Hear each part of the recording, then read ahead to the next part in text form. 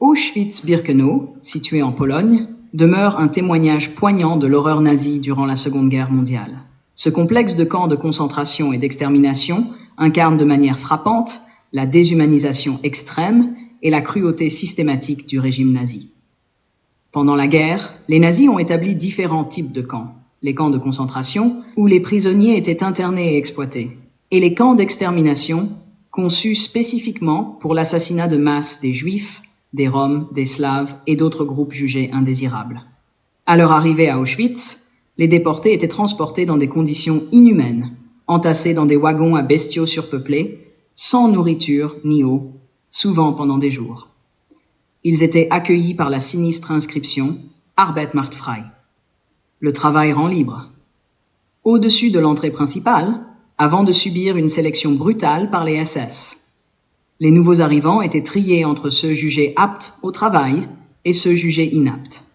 Les inaptes étaient envoyés vers les chambres à gaz, où le gaz Zyklon B était utilisé pour les exterminer en masse, sous prétexte de prendre une douche.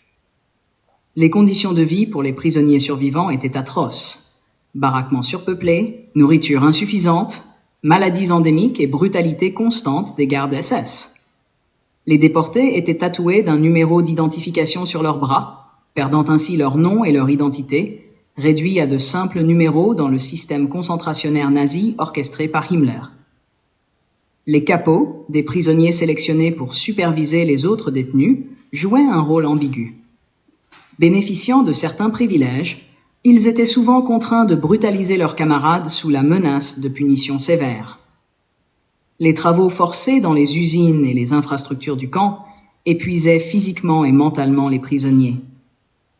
Les nazis exploitaient également les déportés dans des expériences médicales atroces, utilisaient leurs cheveux pour fabriquer des tissus ou des matelas et confisquaient les dents en or des victimes.